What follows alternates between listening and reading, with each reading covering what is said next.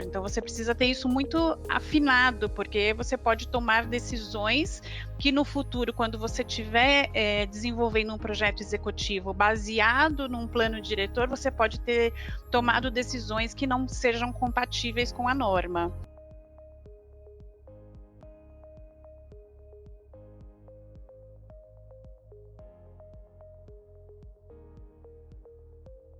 Oi, Lara, boa tarde, tudo bem? Tudo, e você? Que prazer. Prazer é meu, obrigada por você ter aceito esse convite da MAPEI, sempre parceria conosco. Eu gostaria inicialmente de me apresentar aqui, eu sou a Mariane Sebem, arquiteta na MAPEI, faço parte do Departamento de Soluções Arquitetônicas e a gente vem aí há algum tempo já trabalhando, né, junto com alguns projetos, principalmente nesse segmento healthcare com a Perkins Will. E queria mais uma vez agradecer a você pela tua presença e pela tua disponibilidade conosco sempre.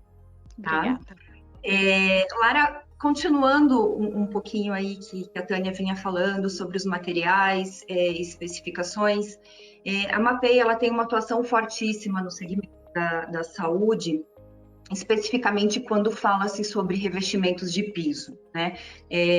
Na BNT existe uma norma, 14917, onde ela fala importantes requisitos onde assegura os resultados finais e a durabilidade dessa solução, tá?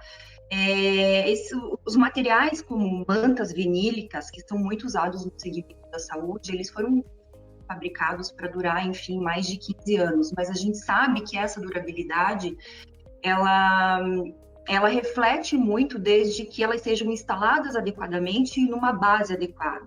Né? Dentro desses requisitos fazem parte a umidade, resistência mecânica, regularização, inclusive a manutenção da própria manta. E o que você tem para falar? Porque a gente sabe que aqui no Brasil, tanto o cliente, o construtor, enfim, muitas vezes as especificações, as soluções pensadas em projeto, elas são alteradas na obra. Seja por diversos motivos, né? A gente sabe que nos Estados Unidos existe um memorial descritivo padrão, onde são seguidas, né, todas as recomendações de memorial. E no Brasil isso é um pouco diferente. Então eu queria que você comentasse um pouco essa experiência conosco. Sim, não, acho excelente aí a oportunidade novamente de poder comentar isso. Acho que é um ponto crucial dentro dos projetos, inclusive, essa questão da autoria do processo e do desenvolvimento do projeto.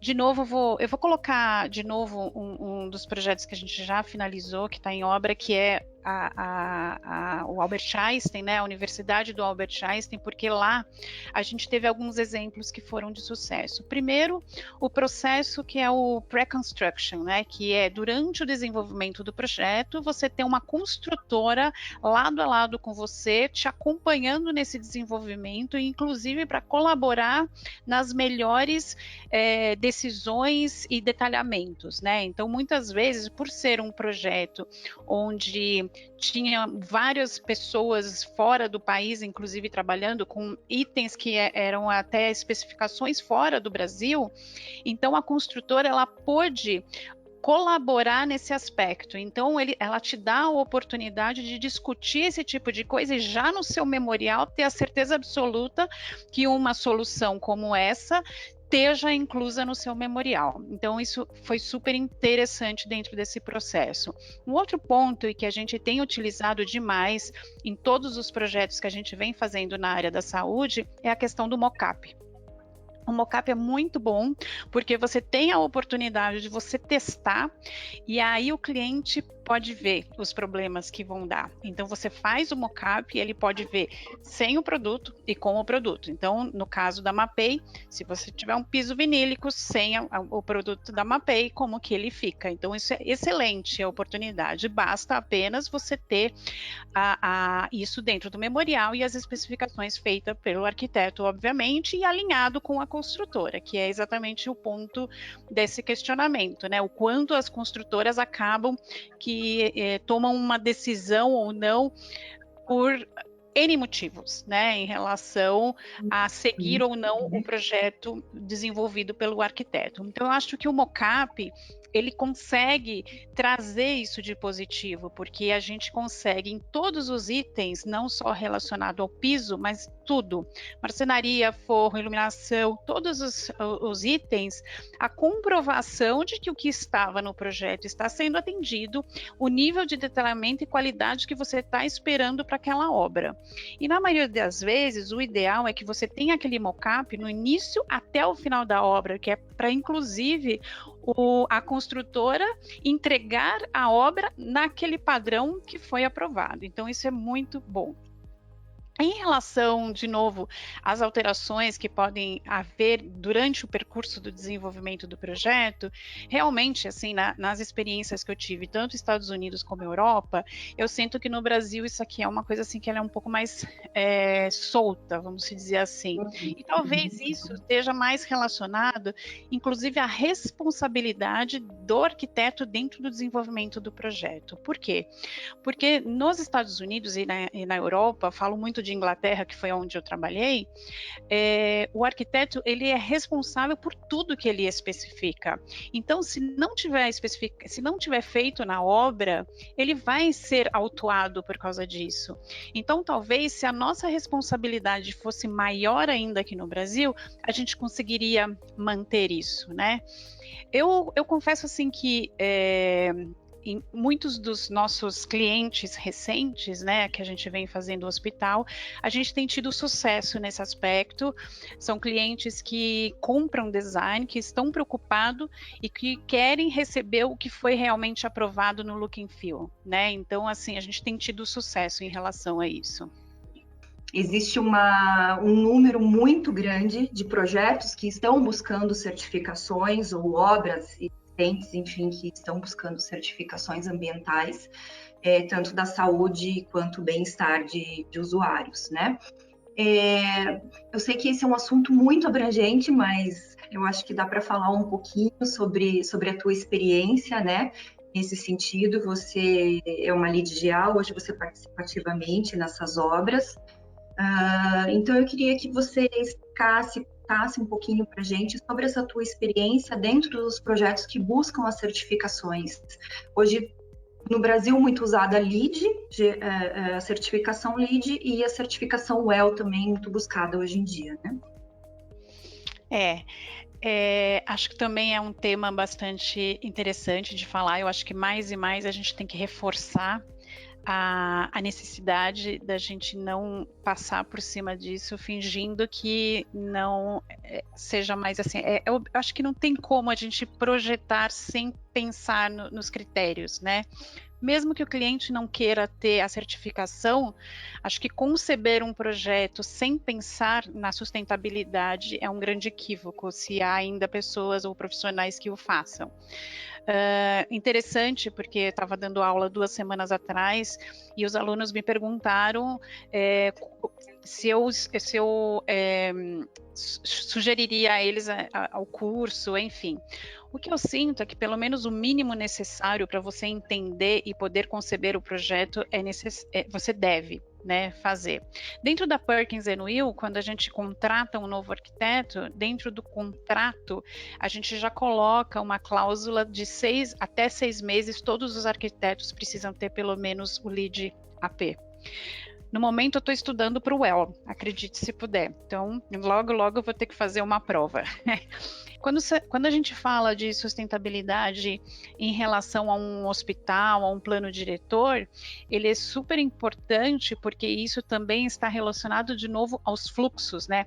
Aos fluxos, a questão da iluminação natural, os vazios que você vai colocar dentro desse edifício, para você também ter a ventilação natural, a questão do ar-condicionado e tudo mais. Então, realmente, é desde o início do processo que a gente precisa pensar. Então, acho que, de novo, não há como ignorar isso mais.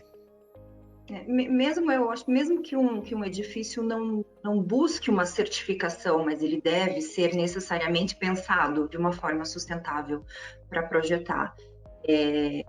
Hoje em dia, a gente percebe o quanto isso impacta no dia a dia, no cotidiano, né, das pessoas que estão no hospital, digamos, né, os usuários desse hospital, e também as pessoas que nele trabalham. Então, isso é importantíssimo, é muito o conceito do well, né? Você está aí atualizada, né, em relação a isso, mas eu acho que a certificação well traz muito esse conceito de bem-estar das pessoas que ali trabalham. É desafiador, mas eu aconselho. O que eu percebo também, assim, que o conhecimento que você tem, você consegue sentar numa mesa, discutir com o seu cliente, trazer coisas novas, então você consegue fluir, né, melhor do que não saber de nada. Então, assim, eu aconselho realmente você ter isso dentro dos seus projetos e poder estar cada vez mais batalhando para que seja não certificado, mas pelo menos sustentável. De que forma os fabricantes podem colaborar com os projetistas nesse sentido? Não, acho que sem dúvida a gente precisa disso, né, dessa colaboração, e mesmo porque nem sempre a gente compreende o que aquele material está dizendo, né? Muitas vezes a gente tem dificuldade da leitura do produto, de compreender o que está dentro daquele material. Então, realmente não é fácil. Não é fácil. Então, muitas vezes o que acontece é que você já vai para o produto que você sabe que tem, né? Então, fala assim, não, eu preciso entregar esse projeto, eu tenho um prazo curto, então, ao invés de eu pesquisar e perder tempo pesquisando, acaba que eu vou sempre no óbvio, no que está claro. Então, eu acho que o selo, ele precisa ser claro de qualquer tipo de produto para poder colaborar com a gente, para poder especificar. Então, de novo, eu acho que o especificador, ele precisa estar junto do arquiteto para fazer esse alinhamento e para que a gente melhore cada vez mais. Perfeito.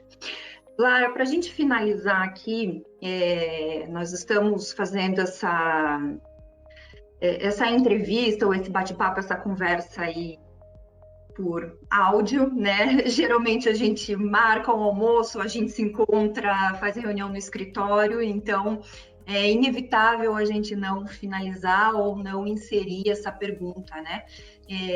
Se você poderia falar um pouco da tendência, enfim, a curto prazo dos projetos dentro desse cenário que nós estamos vivenciando hoje de pandemia, e o que você tem para dizer aí dos projetos futuros, né? Daqui para frente, como isso vai ficar? Eu acho que tem dois aspectos importantes que eu gostaria de colocar aqui. Primeiro, como que a Perkins & Will está atuando nesse aspecto, e o segundo, que são as tendências nos diferentes tipos de projeto, né?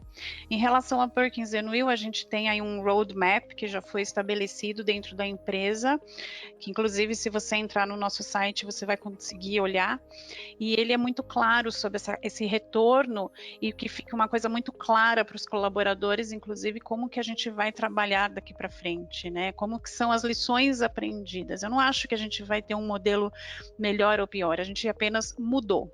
É um novo momento, né? Então a gente precisa compreender isso e não podemos esquecer, porque o grande problema é quando as coisas melhoram um pouco e as pessoas começam a agir como era no passado. Então, acho que esse retorno ele não deve mais existir. A gente realmente precisa ter atitudes alinhadas com o que a gente acabou de estar passando aqui no Brasil, por exemplo, que a gente está no auge, né?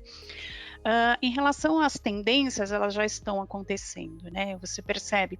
Primeira coisa, em relação ao Brasil, a gente não estava de forma nenhuma preparado para esse momento, né? Então você percebe que os hospitais não estavam preparados, salvo exceções, né? Então a gente tem alguns clientes que são super atualizados nessa questão, então que a gente tem hospitais sendo entregues no momento que são preparados para esse tipo de pandemia e atender um volume grande de pacientes num momento de catástrofe, né? Então isso é muito bom. Mas quando a gente olha mais para o setor público, a gente está sofrendo mais em relação ao setor público, né? Agora, sendo mais objetivo em relação à sua pergunta e dando um exemplo muito fácil, assim, a questão da telemedicina, ela vai ser crucial e ela está já em um ritmo muito acelerado. Acho que essa conversa que a gente está tendo aqui agora, ela é a prova disso, né? Então, por que não eu fazer uma consulta com meu médico desta forma que eu estou fazendo com você? Se eu preciso ser examinada, tudo bem, eu vou ter que ir lá no consultório dele ou eu vou ter que ir fazer esse exame. Mas muita coisa a gente vai conseguir resolver dessa forma. Então, acho que foi uma quebra de paradigma e uma aceleração de algo que já vinha acontecendo muito devagar, né? Então, eu queria compartilhar com você coisas que eu vivi na Europa. Eu morei lá há 10 anos, foi onde eu fiz o meu mestrado, então eu estou falando aí de aproximadamente 10 anos atrás, onde eu vivia num país que já existia isso já acontecia lá. Então você liga para o seu médico, estou falando de setor público, você liga para o médico, você fala o que você está sentindo e ele vai dizer para você, ou você vem ao meu consultório ou você vai para o hospital. Mas se for algo muito simples, você nem sai de casa. Não sai de casa, ele te acompanha. Na época era celular, então você vai contando os sintomas, você vai relatando. Para quê? Para você não levar a sua doença para o hospital ou ir para o hospital para pegar outros tipos de doença, né? Então isso já acontecia em alguns lugares. Então acho assim, Brasil ainda a gente está aprendendo com tudo isso. Eu acho que as coisas tendem a melhorar, né? Vai deixar aí um legado importante e a gente não pode deixar de tomar ações sempre, né? Porque fica parecendo assim, a gente só se comove na hora que a gente está num momento de dificuldade. Eu acho que a gente tem que estar sempre focado nisso. Na Perkins & Will, a gente tem uma questão do TI já há muito tempo, funciona super bem por causa da relação global que a gente tem. Então, era só pegar o laptop e ir para casa. Mas como arquitetos, a gente tem uma relação muito próxima por causa da materialidade, por causa da questão das cores, os croquis, os desenhos à mão. Então, nas primeiras semanas, a gente teve que ser muito criativa e pega o celular e filma, a gente mostra na tela e tudo mais, né? Porque os nossos colegas estão cada um num canto da cidade.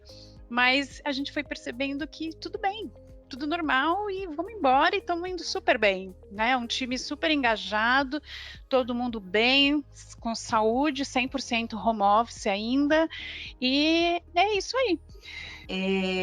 Agradecendo mais uma vez a tua presença, obrigada sempre pela confiança, pela participação, por compartilhar todo esse conhecimento. Você é sempre disposta, né, a estar com o tempo sempre ocupado, mas disposta a compartilhar o conhecimento, uma super profissional. Eu deixo aqui, agradeço também a todas as pessoas que assistiram o nosso vídeo e deixo uma solicitação que nos acompanhe nas redes sociais e esteja por dentro do projeto Mapeia em Casa com todos os nossos treinamentos e webinars. Clara, se você quiser deixar também um recadinho para o pessoal, fique à vontade. Não, também queria agradecer a presença de todos, pelo tempo, né, de estar aqui com a gente. Para acompanhar a Perkins & Will, a gente está no Instagram. Os líderes da Perkins & Will também têm seus próprios Instagrams, estão sempre postando aí as novidades nos projetos, e também a gente coloca muito, tanto globalmente como do estúdio de São Paulo, no LinkedIn. Então, é só chegar lá que tem muita novidade para ser vista, muito design, muita coisa interessante. Obrigada. Obrigada.